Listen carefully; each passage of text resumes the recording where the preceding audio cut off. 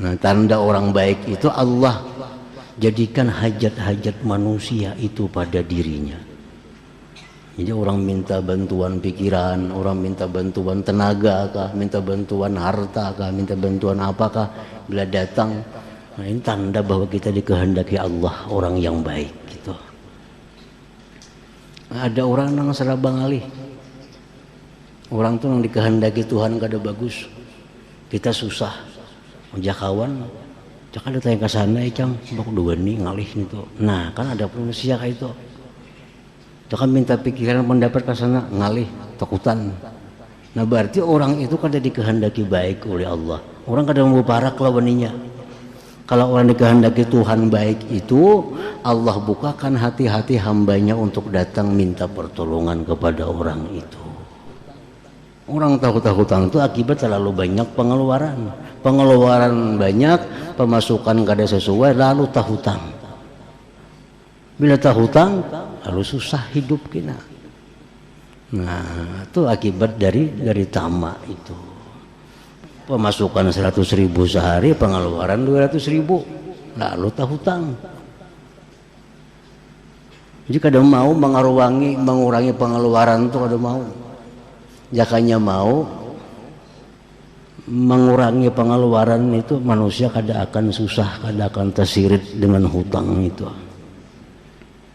Pengeluaran tetap, pemasukan yang sedikit tetap pengeluaran. Nah, jadi tamak kena timbul di situ. Tertangis kena akhirnya.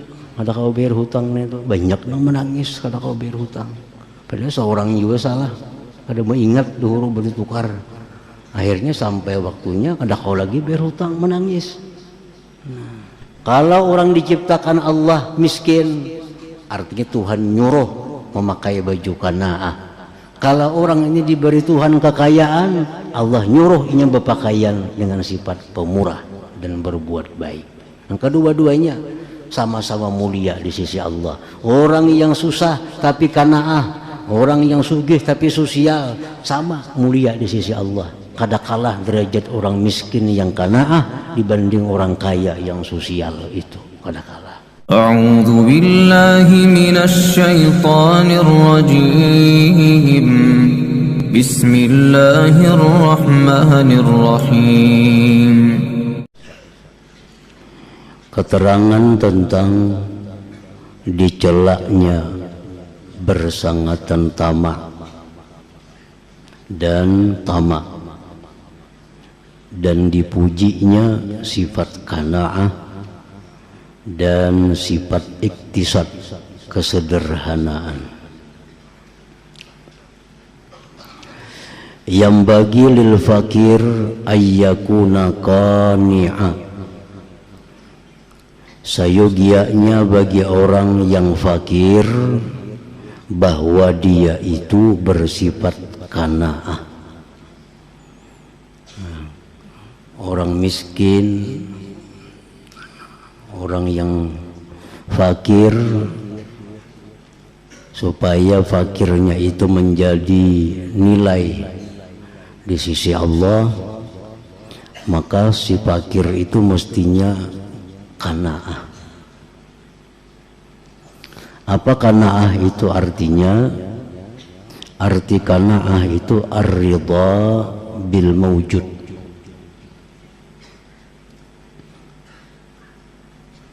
dunat syauqi ila ma huwa mafqud.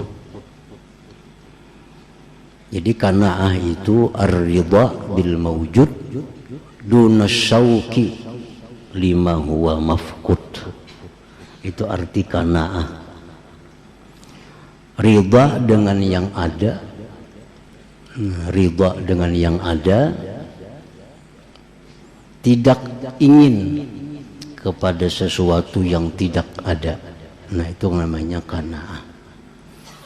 Jadi kalau hari ini kita dapat rezeki 10.000, itu yang ada dapat, nah kita ridha, kita senang dapat rezeki hari ini 10.000, tanpa ada menghendaki, tanpa ada mengingini lebih daripada itu, karena yang didapat hanya itu. Kita bekerja, kita berdagang, ternyata sampai petang dapat rezeki 100.000. Senanglah dengan itu. Nah, kada usah mengingini dapat 200.000, karena yang dapat hari ini sudah 100.000. Itu maksudnya adalah qanaah. Jadi orang fakir itu mesti bersifat qanaah, supaya fakirnya itu menjadi satu nilai ketaatan kepada Allah. Munqati'at tama'i 'anil khalqi ghaira multafitin ila ma fi aidihim, tidak tamak daripada makhluk, tiada menoleh kepada yang ada di tangan makhluk, wala harisan 'ala iktisabil mal, dan tidak ingin atas mendapatkan harta, kaifakana, bagaimanalah dia. Jadi jangan sampai seorang fakir itu berpikir hendak dapat harta, nah kayak apa caranya? Jangan sampai kayak itu. Jangan sampai berpikir aku harus dapat harta, kayak apa caranya? Nah itu sudah pikiran sesat, pikiran yang salah. Kalau orang kada berduit lalu berpikir aku harus berduit, kayak apa caranya? Nah itu pikiran kada bagus sudah. Li'alla yatadannasa bizullil hirsi, agar dia tidak kotor dengan kehinaan bersangatan tamak, fayajurruhu ila masawi'il akhlaq, maka menarik akan dia kepada kejahatan-kejahatan akhlak, wartikabil munkarat, dan melakukan yang munkar.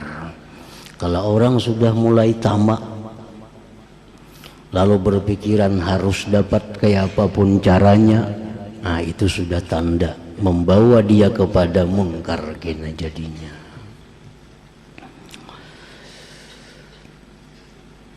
Waqad jubilal adamiyu 'alal hirsi wat tama' wa qillatil qanaah, dan ditabiatkan manusia itu atas bersangatan tamak dan sedikit qanaah. Jadi kita ini disuruh melawan tabiat, karena bawaan kita lahir kita tuh tamak. Tamak itu sifat bawaan. Nah, disuruh kita melawan dengan ilmu yang kita pelajari agar menjadi qanaah. Sombong itu sifat bawaan, disuruh kita melawan dengan ilmu, sifat tawadu. Nah jadi ini harus dilawan. Kalau kita kadang melawan, membiarkan diri kita seadanya, pasti tamak semakin menjadi-jadi dalam diri seseorang, makin subur. Karena tamak itu sifat yang sudah kita bawa sejak kita lahir. Jadi kekanakan itu sudah ada tamak, belum ada qanaah lagi, belum ada akalnya sudah tamak. Kanak-kanak tuh sebuting pemainan kada puas, sebuting hendak dua pepainan, dua pepainan hendak tiga pulangnya pepainya. Kekanakan tamak itu sudah ada, qanaah belum ada. Nah, qanaah itu datang dari ilmu yang dipelajari lalu dapat qanaah. Jadi orang kada mau lahir langsung qanaah, kada mau. Karena tabiat manusia itu tamak, sedikit qanaahnya. Jadi kalau orang kada belajar agama, ya otomatis sudah sifat tamak itu pasti berkembang dalam dirinya. Kalau orang kada belajar agama, sifat sombong berkembang dalam dirinya. Kalau orang kada belajar agama, sifat dengki itu berkembang dalam dirinya. Karena itu bawaan manusia, tabiat manusia.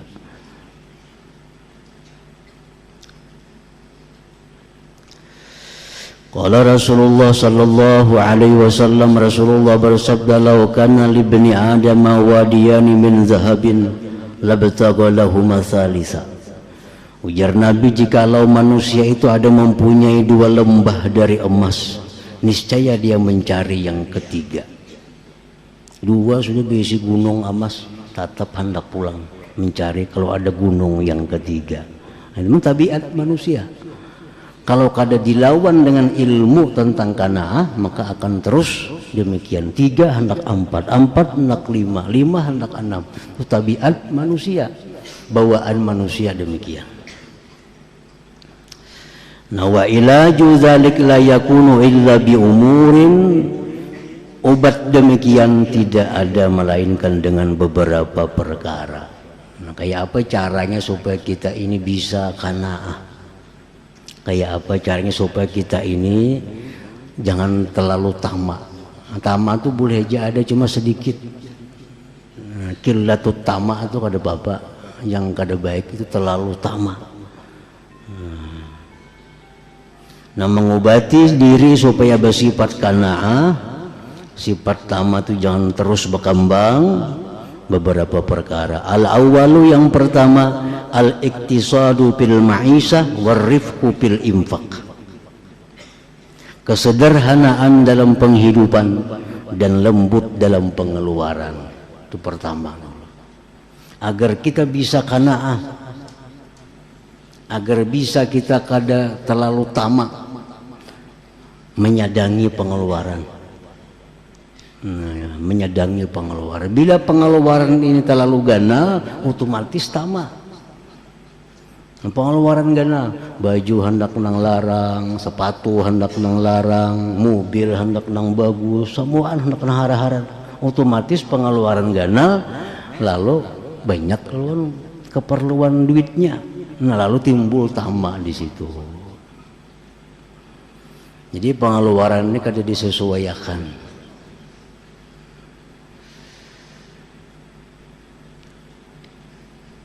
Al-iktisadu fil ma'isah warifqu fil infaq wa huwal aslu fil qanaah. Itu pokok dalam hal qanaah ini. Jadi pengeluaran itu jangan ditarget aku harus keluar duit sebulan 1 juta. Bila macam itu tamak atau kena. Aku harus belanja 100.000 sehari, tamak kena jadinya. Kalau dibalik tekniknya, aku harus belanja sesuai dengan apa yang aku dapat. Nah, tak kurang tamaknya. Jadi kalau hari ini dapat 100.000, maka kena esok belanja kurang pada 100.000. Nah, kada mau hutang. Orang hutang itu akibat terlalu banyak pengeluaran. Pengeluaran banyak, pemasukan kada sesuai, lalu hutang. Bila hutang, lalu susah hidup kena. Nah, itu akibat dari tamak itu. Pemasukan 100.000 sehari, pengeluaran 200.000, lalu hutang. Jadi kadang mau mengurangi pengeluaran itu kadang mau. Jakanya mau mengurangi pengeluaran itu, manusia kada akan susah, kada akan tersirit dengan hutang itu.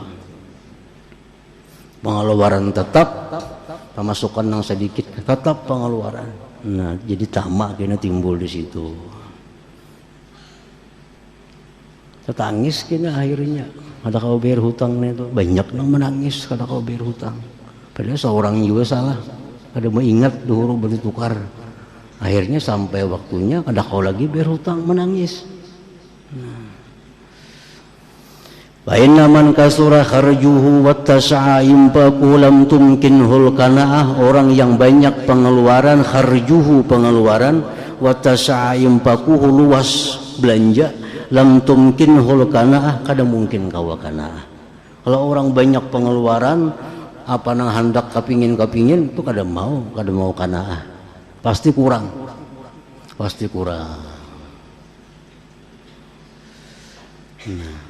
Wabil hadis ma'ala man iktasad, tidaklah susah orang yang hidup sederhana itu. Jadi seorang gaji sebulan 3 juta, hendak menuruti orang nang gaji 10 juta, ini nang susah. Kita ini gaji sebulan 3 juta nih, tapi nang ditiru gaya hidup orang 10 juta, itu nang beulai kepala. Kada mau cukup lawan yang 3 juta nih, padahal orang banyak yang 3 juta tuh hidup. Banyak orang 3 juta hidup, tenang, bahagia dengan 3 juta. Kenapa? Karena ia menyadari duit 3 juta, pengeluaran harus kurang pada 3. Mau nyaman hidupnya. Ini kada. Wa anhu sallallahu alaihi wasallam, daripada Rasulullah, salasun munjiat, ada 3 yang membuat orang selamat. Khasyatullah fi sirri wal alaniyah, khasyatullah, takut kepada Allah baik di waktu sembunyi maupun di waktu terang-terangan, baik di tempat sembunyi maupun di tempat terbuka, takut kepada Allah. Wal qasdu fil ghina wal faqri, yang kedua sederhana, dalam kaya maupun fakir.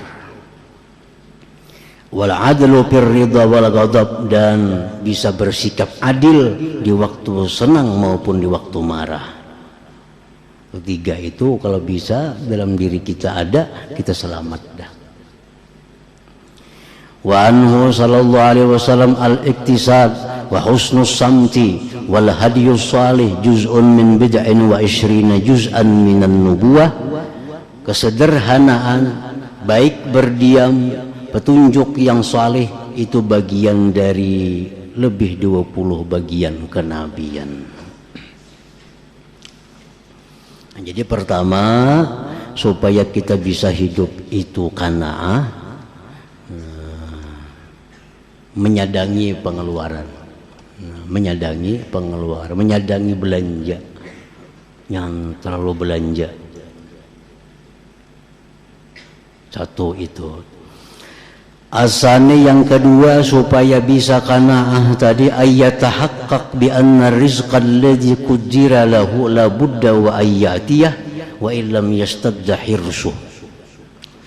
Yang kedua, bahwa dia meyakini bahwa rezeki yang ditakdirkan baginya pasti sampai kepada dia, sekalipun dia tidak tamak. Yakin bahwa rezeki yang dijatahkan Tuhan untukku pasti akan sampai kepadaku. Bapak tamak ternyata kapingin ampun orang, kapingin yang di tangan orang, tamak. Kapingin orang beri aku, tamak. Kapingin orang nukari ampunku, tamak. Kapingin orang nyiwa ampunku, tamak. Kapingin orang apa yang di tangan orang supaya tak kasih orang, itu tamak. Jadi tamak itu kadang menambah rezeki. Kalaupun kita tamak itu bertambah rezeki kada. Rezeki sudah ditentukan oleh Allah. Dan ketentuan Allah itu kada akan didikti, kada akan bisa dirubah dengan apapun. Kada bisa dirubah. Ketentuan yang ada fi ilmillah, dalam ilmu Allah itu kada bisa dirubah. Kayak apapun kita tamaknya, siang malam kita bekerja, ya kada menambah rezeki dari apa yang ada dalam ilmu Allah subhanahu wa ta'ala. Asalisu yang ketiga, agar bisa qanaah, ayya'rifa ma fil qanaah min izzil istighna wa ma fil hirsi wat tama' min zulli wal mudahanah, minaz zulli wal mudahanah. Nah, yang ketiga, bahwa dia mengetahui sesuatu daripada qanaah itu kemuliaan, kekayaan. Orang qanaah ini mulia. Orang qanaah ini mulia. Disegani orang. Kada dilicihkan orang. Kenapa? Inya kada pernah minta. Inya kada pernah berhutang. Segan orang. Cuma kalau kita katuju minta-minta, kita katuju berhutang-hutang, adalah mulia lagi, kada ada lagi. Kita berparak dengan orang berjauh, peintaan jadi itu. Nah, kenapa? Karena kita kada ada qanaah. Tapi kalau orang qanaah, disegani orang, dihormati orang. Ini kada pernah minta, ini kada pernah berhutang. Baiknya hidup kayak itu. Orangnya susah, artinya kada kayak orang hidup, tapi nya kada pernah berhutang. Ada pernah minta, jadi mulia, jadi mulia. Lebih mulia pada nang sarawa berduit tapi banyak hutang. Baju harat, kreditan, motor harat, hutangan. Susah hidupnya. Banyak itu asal penampilan bagus, tahu hutangan semuaan. Nah, kada ada kanaahnya. Wa ma fil hirsi wat tama' min az-zulli wal mudahana, dan yang pada tamak itu hina. Kayak apa aja haratnya orang baju yang kita tahu hutangan. Baragalah orang tua. Kada kita muliakan. Harat baju, harat pakaian. Tapi kita tahu kreditan apa ya kita. Ada kita muliakan orang kayak itu. Tapi kalau kita sederhana, tapi kita kada pernah berhutang, kita sederhana, kita kada pernah mengemis, itu mulia, mulia. Nah itu orang kanaah itu harus tahu bahwa bila aku kanaah, aku mulia. Bila aku tamak, aku akan jadi susah, akan jadi hina. Ar-rabi'u yang keempat, ayyuksira ta'ammulahu bi tana'umil kafarah wal hamqa. ثم ينظر أحوال الأنبياء والأولياء ويستمع أحاديثهم ويطالع أحوالهم. Kemudian yang keempat, cara untuk menarik sifat kanaah itu bahwa dia banyak berpikir tentang kesenangan-kesenangan orang-orang kafir, orang-orang bodoh, dan dia memandang keadaan-keadaan para nabi, para aulia, dan mendengari hadis-hadis mereka dan mengetahui hal ihwal mereka. Kita lihat orang-orang yang kaya-kaya itu kayak apa agamanya, nang bisi pesawat jet, nang bisi itu, bisi gedung, sembahyang kada kakaruan. Punya orang Islam juga bisanya kafir. Coba kita lihat sejarah para nabi, para kekasih Allah, walaupun hidupnya kada berduit, walaupun hidupnya kada kaya orang, tapi ibadahnya bagus. Lalu sesudah itu wa yukhayyira aqlah, dia beri pilihan akalnya. Wa yukhayyira aqlah, beri pilihan akal baina ayyakuna fi ala musyabahatil fujjar awil abrar. Tuh hai akal. Ada orang berduit luar biasa, tapi nya orang kafir. Ada orang hidupnya sederhana, tapi nya taat kepada Allah. Mana yang pilih dua tuh? Nah, beri pilihan akal. Fayahunu alaihi sabru, maka entenglah atas dia kesabaran, alal qalil, atas yang sedikit, wal qanaati bil yasir, dan qanaah dengan yang sedikit itu. 4 macam sudah. Jadi al-khamis yang kelima, ayyafhama ma fi jam'il mal minal khatar kama zakarna fi afatil mal, bahwa dia mengerti tentang apa menghimpunkan harta daripada bahaya risiko, sebagaimana kami sebutkan pada penyakit harta. Wa yatimmu dzalik bi ayyanzura abadan ila man dunah fid dunya la ila man fawqah.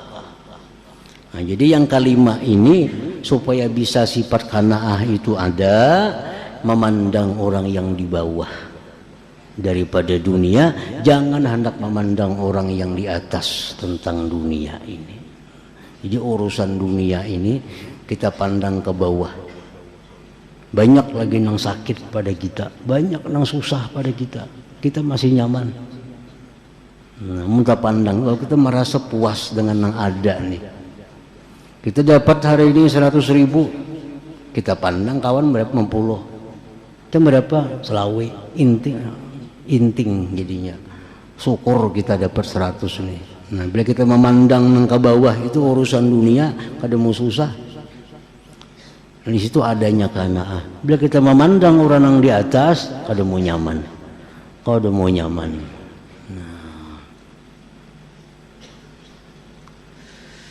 Nah, jadi 5 hal itu menurut Imam Al-Ghazali ini, 5 hal itulah cara kita untuk mengikis tabiat tamak yang bawaan lahir kita supaya menjadi orang qanaah. Bila kada 5 ini kita adakan, bila yang 5 ini kita kada hiraukan, maka tamak bawaan kita lahir ini akan berkembang subur dalam diri kita. berkembang subur. Pertama, pengeluaran disadangi lawan pemasukan. Jangan sampai banyak pengeluaran dari pemasukan. Itu yang pertama, pokoknya itu. Jangan sampai pengeluaran ini lebih besar dari pemasukan. Supaya kawa kanaah nih.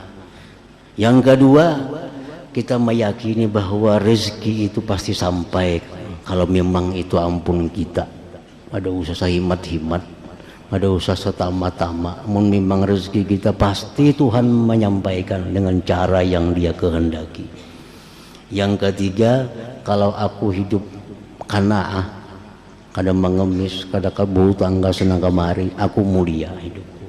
Aku mulia. Disegani, dihormati, disenangi oleh Allah Subhanahu wa taala. Wal bukhli. Ketahuilah bahwa harta jikalau tidak ada, maka mestinya seorang hamba itu bersifat qanaah. Kalau kita nih kebagian yang kada banyak harta, disuruh oleh Nabi pakai qanaah. Pakai qanaah. Kita dipandang nang miskin, jangan memandang nang sugih. Nah, bayanu fadilatis sakha, keterangan tentang keutamaan sifat sakha. Ya'lam annal mala in kana mafqudan fayambagi ayyakuna halul abdi al-kana'ata wa qillatal hirsi, wa in kana mawjudan fayambagi ayyakuna haluhu al-ithara was-sakha'a wastina'al ma'rufi wattaba'uda anis syuhi wal bukhli. Ketahuilah bahwa harta jikalau tidak ada, maka mestinya seorang hamba itu bersifat qanaah. Kalau kita nih kebagian yang kada banyak harta, disuruh oleh Nabi pakai qanaah. Pakai qanaah. Kita dikehendaki Tuhan jadi orang yang kada sugih. Qanaah pakaiannya. Qanaah. Jikalau dia itu harta ada, jikalau kita dikehendaki Tuhan menjadi orang sugih, apa pakaian kita? Pemurah, berbuat kebaikan, menjauhi kikir dan bakhil. Nah, itu pakaiannya. Kalau orang diciptakan Allah miskin, artinya Tuhan nyuruh memakai baju qanaah. Kalau orang ini diberi Tuhan kekayaan, Allah nyuruh ini berpakaian dengan sifat pemurah dan berbuat baik. Dan kedua-duanya sama-sama mulia di sisi Allah. Orang yang susah tapi qanaah, orang yang sugih tapi sosial, sama mulia di sisi Allah. Kada kalah derajat orang miskin yang qanaah dibanding orang kaya yang sosial, itu kada kalah. Karena semuanya sudah disuruh Allah dengan pakaian masing-masing. Fa inna sakha min akhlaqil anbiya alaihimussalam, karena pemurah itu akhlak Nabi. Wa huwa aslun min usulin najat, pemurah itu merupakan pokok dari pokok keselamatan seseorang. Wa qad ruwiya 'anil nabi sallallahu alaihi wasallam fihi bisakha ahaditsu katsiratun minha khuluqani yuhibbuhum Allah ta'ala, husnul khuluq was-sakha, wa khuluqani yubghiduhum Allahu, su'ul khuluq wal bukhlu. Wa idza arada Allah bi 'abdin khairan ista'malahu bi qada'i hawaijin nas. Setengah daripada hadis-hadis Nabi yang banyak, ada dua budi pekerti yang dicintai Allah Ta'ala. Husnul khuluq, baik perangai, wasakha, dan pemurah. Ini ada orang kada baik perangai, penyarikan, penyinggungan, sombong, tapi ini pemurah orangnya. Sebuting aja yang disukai Tuhan pada dirinya. Ada orang yang sombong, penyarikan, penyinggungan, pemalar pulang, kedua-duanya ada nang dimurkai Tuhan. Ini ada orang yang sombong, ambungan, diambu-ambung keluar duit. Nah, itu kan akhlak nang kada bagus tuh, dipuji-pujinya keluar. Ini sebuting pada dirinya ada nang disukai Tuhan, pemurahnya. Nah, padahal Tuhan itu dua yang menyukai akhlak kita, baik akhlak, pemurah. Pemurah. Dan dua akhlak yang dimurkai Allah, su'ul khuluq wal bukhul. Perangai sudah kada bagus, tambah kikir. Ini kedua-duanya akhlak yang dimurkai oleh Allah. Dan bila mana Allah menghendaki seorang hamba itu kebaikan, Allah pergunakan orang itu tentang menunaikan hajat-hajat manusia. Bila Allah menghendaki orang ini manusia ini baik, Allah letakkan pada orang itu hajat-hajat manusia. Ini tanda. Jadi kita mesti tahu kalau ada orang datang, kadang-kadang datang minta bantuan ini, kadang-kadang datang minta itu, berarti aku nih orang dikehendaki Allah baik. Buktinya apa? Buktinya hamba-hambanya datangan lawan aku minta tolong. Jakanya aku nih kada baik, Allah kada menyuruh ke sini hamba-hambanya untuk datang kepada aku. Nah, jadi itu satu kebaikan, satu rahmat yang kada boleh kita busan, yang kada boleh kita kada katuju kalau orang datang kepada kita minta hajat apa. Itu berarti Allah menggeritikkan hati hambanya datangi ke sana. Nah, tanda orang baik itu Allah jadikan hajat-hajat manusia itu pada dirinya. Jadi orang minta bantuan pikiran, orang minta bantuan tenaga kah, minta bantuan harta kah, minta bantuan apakah, bila datang, nah ini tanda bahwa kita dikehendaki Allah orang yang baik gitu. Nah, ada orang yang serabang alih, orang tuh yang dikehendaki Tuhan kada bagus, kita susah, jakawan, jangan datang ke sana, cang, bak dua nih ngalih nih tuh. Nah kan ada manusia kayak itu. Kan minta pikiran pendapat ke sana ngalih takutan. Nah berarti orang itu kada dikehendaki baik oleh Allah. Orang kada mau parak lawaninya. Kalau orang dikehendaki Tuhan baik itu, Allah bukakan hati-hati hambanya untuk datang minta pertolongan kepada orang itu. Wa idza aradallahu bi'abdihi khairan ista'malahu bi qada'i hawaijin nas. Artinya orang nang penolongan maksudnya. Orang penolongan itu orang yang baik, nggak bisa ya. Orang penolongan.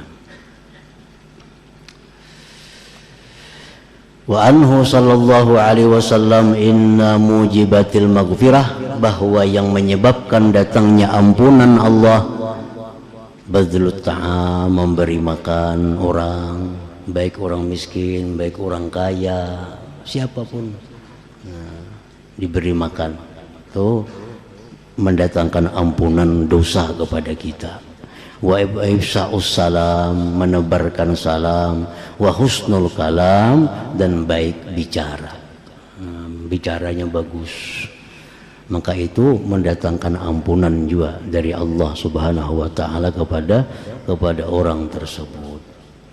Nah, ke situ wa qala Anas inna Rasulullah sallallahu alaihi wasallam yus'al syai'an.